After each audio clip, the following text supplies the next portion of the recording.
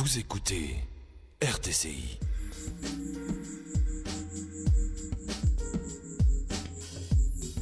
17h41 sur les ondes RTCI, vous écoutez Zéro Politique, troisième partie de Zéro Politique. On parlera donc de challenge avec les invités de la semaine dernière. Ce sont les mêmes invités pour cette semaine. Je vais leur laisser... Plus quelques-uns, et un petit changement. Il y en a une qui se révèle. Bon, elle est partie en Espagne, je ne vais pas vous dire qui c'est. Vous allez découvrir dans quelques instants. Elle nous a ramené rien d'Espagne. En plus, elle a gagné. Je vais vous parler de qu'est-ce qu'elle a gagné tout à l'heure. Je vais voir comment on va arranger les choses. On va trouver une solution. Mais tout d'abord, on va présenter les profs, les jurys. On va démarrer avec monsieur. Jamal Belaïd, je suis enseignant-chercheur à Télécom Sud Paris, en région parisienne. Salut, vous nous apportez quoi de Paris? Le jury. Voilà, madame. Sonia Ouecheni, enseignante à Subcom et coordinatrice du challenge projet d'entreprendre. Et les gagnants? Les gagnants. Ali Mariali, étudiante à Subcom. Voilà, on a participé avec le projet Tbibok. Tbibok, oui. Votre médecin. Shaima Berebah, étudiante à Subcom, on a participé avec le projet YouCare. Yassine Louartini, étudiant en deuxième année à Subcom, on a participé avec le projet Save-a-Lac. D'accord, donc je vais démarrer par la fameuse question, comment se sont déroulés les résultats? Tout d'abord, comment c'était les résultats? Positifs, négatifs, comment vous jugez un peu cette édition?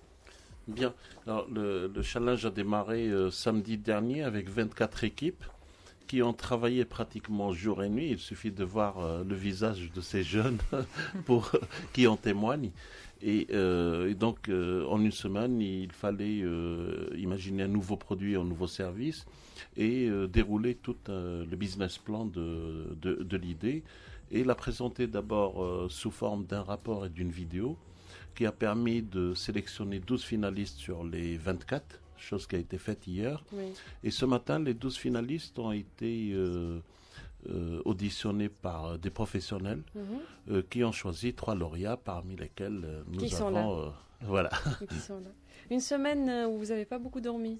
Ah oui. 3 et 4 heures par jour. 3 et 4 heures par jour. En tout cas, vous avez tenu jusqu'au bout. Et après, donc, les 3 lauréats? Et donc, les 3 lauréats ont été félicités tout à l'heure et ont gagné un prix de 3000 dinars par équipe. 3000 dinars par équipe. 3000 dinars. C'est pas grâce ça, le prix à nos parrains et nos sponsors, en fait. Enfin, mais grâce à leur travail aussi. Mais 3000 dinars. On peut donner la liste des parrains et des sponsors. C'est moi qui paie après, pas 3000 dinars la semaine dernière. Voilà. Donc, parlez-nous de l'originalité des idées. Voilà, les idées, c'est ce que j'allais demander. C'est par rapport aux idées, aux projets lauréats. Alors, les idées, c'est d'avoir des idées innovantes dans le domaine des technologies de l'information et de la communication. Mais je préfère laisser les 3 étudiants ici présents qui pourront nous présenter leurs idées. Alors, on va commencer par la médecine, peut-être? Oui. Donc, d'ailleurs, je veux remercier tous les membres de notre équipe. Je remercie Laura Zouebi, Zainab Rjiba, Rassid Lahmar et Mohamed Nizar Bouchedeh. On a travaillé vraiment très dur pour la réussite de ce projet. Donc, je vais commencer par citer d'abord le besoin. Donc, on a ressenti qu'avec les préoccupations qui envahissent notre quotidien, il serait difficile de trouver un créneau horaire qui va avec un créneau horaire pour un rendez-vous chez un médecin, qui va avec nos disponibilités. Et des fois, après avoir retrouvé ce rendez-vous, il nous arrive d'attendre 1 heure à 2 heures pour nous dire après que le médecin vient d'annuler ce rendez-vous. Et c'est de ce besoin qu'est née notre idée. Alors, Tbibok, c'est une plateforme principalement destinée pour la prise de rendez-vous en ligne. Donc, il n'y a pas donc le médecin qui va devenir membre de notre plateforme. Voilà, il va mettre ses dispositions et ses disponibilités. Et nous, comme étant patients, on va se connecter comme étant patients pour fixer un rendez-vous. Donc, au-delà de la prise de rendez-vous, cette plateforme qui a aussi une version en application destinée pour les patients, elle présente beaucoup d'autres services, tels que l'anamnèse. C'est quoi l'anamnèse? C'est-à-dire votre historique médical. Quoi d'autre? Il y a le service notification. C'est quoi le service notification? Si le médecin exactement. Vous aurez une notification. Ou bien si le médecin change d'adresse, il y a une sorte de notification qui vous dit « Félicité Dr X, il vient de changer son adresse. » Et voilà son adresse. Donc, il y a quoi d'autre par rapport il y a aussi le service de localisation. Par exemple, moi, je pars pendant des vacances et je connais pas il y a le mon quartier. voilà, il y a mon petit enfant qui tombe malade. Je dois trouver rapidement un médecin. Et ben voilà, je fais la recherche suivant la spécialité, suivant la localisation et suivant aussi, je veux trouver un médecin qui a une assurance qui va avec la mienne. Et voilà, il y a le nom du médecin qui m'affiche. Il n'y a pas uniquement les médecins qui bénéficient de notre plateforme, il y a aussi les pharmacies et les cliniques. Alors, des fois, ça nous arrive, quelle est la pharmacie de garde, ou bien quelle est la pharmacie de nuit. Donc, avec un simple clic, voilà, vous êtes vite fait informé. Et il y a aussi les cliniques. Si vous faites partie de notre plateforme, une clinique qui fait partie de notre plateforme a un accès à une rubrique qui s'appelle données vitales. Alors, données vitales, c'est quoi? Données vitales, ça vous donne, par exemple, voilà, si vous tombez inconscient, on vous ramène à l'hôpital et on est censé vous faire, par exemple, voilà, des soins, mais on ne sait pas si vous êtes diabétique ou si vous avez une allergie contre quelque chose. En entrant votre CIN, voilà, on trouve les données basiques, les données basiques, pas l'historique parce que ce sont des trucs personnels, voilà, pas les données personnelles, mais diabétique ou quelque chose du genre. Ou allergique à tel. Vous avez fait ça en une semaine? Ah oui, l'idée, on a développé un petit prototype. D'accord. C'est juste pour savoir. En tout cas, c'est une super bonne idée qui demandera peut-être beaucoup de travail en aval. Qui demandera autre chose. Pour avoir, en tout cas, tous les médecins, tous les pharmaciens, toutes les cliniques qui vont être partants pour ce genre de projet. Mais il faut être malade avant tout ça. Je suis désolé. Il faut voir le bon côté des choses. Mais bon, dès que vous tombez malade, vous n'avez qu'à accéder à cette application. Un projet qui pourrait être soutenu, je ne sais pas, par les développeurs web ou... Certainement, vous avez une idée, mais... Il y a un ensemble de mécanismes permettant le soutien de ces idées pour le lancement réel de start-up. On peut citer Startup Factory de X opérateurs. Mais il y a aussi la pépinière du pôle technologique El Razel. Il y a donc tout un ensemble de dispositifs qui permettent à ces jeunes, et on en discutait tout à l'heure, ils vont réellement lancer leur plateforme. En tout cas, on espère beaucoup de courage pour cette plateforme Tbibek. En Shaima Ben Berebahou, vous avez créé You Can ou You Care. You Care. Donc, je vais commencer comme Melim par présenter mon équipe, qui est formée de Fatma Sherif de l'ISG et les autres étudiants de Subcom, Akram Boutreya, Fayrouz Benguilat, Ahmed Kharbish et Marwa Tamani. Donc, notre projet permet aux parents de surveiller leurs enfants d'une manière continue, là où ils sont.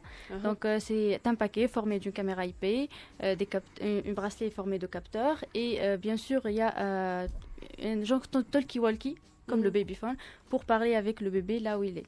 Donc, ça permet de faire aussi le suivi médical du bébé, c'est-à-dire le bracelet permet de savoir la température du bébé, savoir la chaleur de la chambre, savoir s'il y a de l'humidité dans la chambre.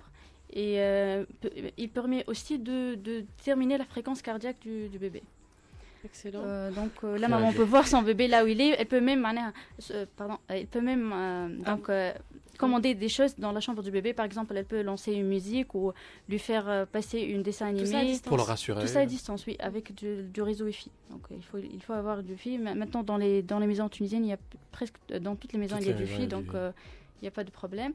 Et elle peut même, l'idée là, c'est là l'innovation, c'est qu'elle peut même projeter son image sur le lit de bébé. Par exemple, le bébé peut parler à sa maman comme si elle est dans sa chambre. Bon, ça résout un problème parce que les mamans maintenant, ils travaillent beaucoup, donc elles n'ont pas du temps vraiment à être toujours à côté du visage de la maman. Donc c'est vraiment ça. Ça se confirme, donc je ne me suis pas trompé d'orientation et je mérite ce que j'ai. En tout cas, en plus, c'est des projets carrément qui deviennent indisponibles pour la vie de tous les jours, pour faciliter... Ça correspond à un vrai besoin. Franchement, félicitations pour l'idée. Ça correspond à un vrai besoin, mais cela dit, vous avez la crème de la crème devant vous. Sérieux, c'est vrai. On est vraiment enchantés par leur présence. Merci. Et vous avez fait ça en une semaine. Ayman Tarek de poser la même question. Moins d'une semaine. Également a fait la même chose. Parce que je passerai toute ma vie, moi, pour avoir une idée pareille. Je sais pas, genre, mon enfant, il pleure, mais tais-toi, c'est bon, il passe pas la vie avec moi. Soit lui, il dort, soit moi qui dors. Mais de solutions pareilles, je trouverai pas. Yassine, à toi. Bon, je tiens à remercier les membres de l'équipe 6, Saïvelek, Wassim Hamdi, Hossein Horsheni, Riyad Tahri, Mariam Ben Yahya et Siwar Labessi, ainsi que notre coach, Madame Afif Al-Ghamki. Notre idée, c'est loin du healthcare. Elle consiste à collecter les déchets des équipements électroniques et électroniques pour le profit des sociétés de recyclage, que ce soit dans la Tunisie ou les exporter à l'étranger. C'est un projet d'entrepreneuriat qui prend en compte l'aspect écologique et le développement durable. Vous savez par exemple que 74 000 tonnes de déchets est la valeur estimée par l'ONU pour l'année 2014. On ne sait pas. Je suis désolé, là, c'était juste pour te couper et t'arrêter de là. C'est-à-dire notre planète produit 2,3 tonnes de déchets électroniques en seconde, par seconde. Par seconde. Oui. Et voilà, donc le projet consiste en quoi? Collecter ces déchets pour le profit des sociétés de recyclage. Et ça va se faire comment du coup? Donc le projet, c'est également une plateforme, c'est ça? Oui, c'est une plateforme qui est destinée pour sensibiliser les gens à... S'il te plaît? Oui, à sensibiliser les gens du danger écologique et de la pollution aujourd'hui. D'ailleurs, on a goûté au danger de pollution la semaine dernière avec les poissons et les méduses partout sur nos plages. Voilà. Et donc, surtout que ça peut nous parvenir de l'argent, puisque 2% par exemple du PIB américain provient des sociétés de recyclage. Oui. Voilà. Je voudrais intervenir. Il y a 3 équipes qui ont eu des prix, mais en tout, nous avons 24 équipes qui ont participé et qui sont tous gagnantes. Et qu'on salue également. Parce qu'après l'expérience du challenge, on ne peut discerner que 3 prix. Question de ressources, il faut bien de la compétition. De partager, oui. Mais cela n'empêche que dans les projets qui n'ont pas forcément eu un prix, c'est des projets qui sont aussi intéressants. Et d'ailleurs, ce que disait Jamel et de leur expérience, je me permets de parler de l'expérience de TSP, c'est que quand ils ont l'incubateur à TSP et parmi les équipes qui participent à leur challenge, c'est pas forcément les équipes qui ont reçu un prix qui passent à la création d'entreprises. Oui, il y a d'autres évidemment. Qui n'ont pas été forcément lauréates. Mais qui vont continuer leur chemin. Tout à fait. Ce qui est important, en fait, c'est que la validation de l'idée se fait par le marché. Parce que l'appréciation qui se fait au niveau du challenge, ça reste, en fait, ça comporte... ça dépend de la vision qu'on a. Je ne suis pas en train de dire que les projets qui ont gagné ne sont pas intéressants, loin de là. Ils sont très intéressants, sauf que quand vous avez une idée, sa validation passe par le marché. Si l'entreprise elle est mise en place, il y a du cash, oui, évidemment. C'est rentable. Ça grandit, donc des fois, on a même un projet qui n'est peut-être pas exploitable aujourd'hui, immédiatement, mais peut-être dans 3, 4, 5 ans, c'est un projet qui pourrait être en tout cas créé et mis en action. Et là, je confirme ce qui a été dit. Je peux en attester que sur les équipes qui n'ont pas gagné, qui n'étaient pas lauréates, il y en a au moins 4 qui sont des excellentes idées. Sauf qu'il fallait départager. Est-ce qu'on peut avoir une petite idée par rapport à... C'est vrai. Excellente parce que j'ai regardé leur rapport, j'ai regardé leur travail et elle aurait pu l'être aussi, mais on ne peut choisir que 3 lauréats. Je sais que Shaim a envie d'un dernier mot. Je veux finir par un petit remerciement pour notre coach qui nous a beaucoup soutenu. Il était avec nous presque tout le temps, donc par Facebook ou par sa présence directe, et toute l'équipe organisatrice bien sûr de cette édition de Challenge qui était vraiment une expérience très magnifique et qui nous a beaucoup appris, et finalement l'équipe de Microsoft Innovation Center aussi qui nous ont supportés par le local et par l'aide donc. Et le petit mot à Aline pour finir. Donc je remercie tout de même notre coach, M. Mahdi, qui nous a très bien soutenus. Aussi l'équipe de tous les membres d'organisation du challenge, c'était vraiment excellent. On a vécu une très bonne expérience qui sera vraiment mémorable. Le challenge sera quelque chose de gravé dans nos esprits. Merci beaucoup. On est très heureux de vous recevoir. Merci beaucoup. Juste, madame, rapidement, en quelques secondes. Je remercie tous les coachs et tous les participants au challenge. Et moi, j'aimerais vous remercier, mais je remercie aussi vos parents et je leur supplie de vous laisser les 3000 dinars. Faites ce que vous voulez avec votre argent. Monsieur, merci beaucoup. Merci à vous. Donc on se retrouve. Continuez à faire de belles émissions comme ça. Merci. Et quant à toi, c'est un peu de bouger pour nous créer un projet par étapes. Merci beaucoup. Je sais que le temps presse pour le podcast. Fatmazel, dans quelques instants, le fameux retour de Fatmazel après une petite absence involontaire. Et Africanity dans quelques instants. Merci beaucoup et à la semaine prochaine. Au revoir. Au revoir.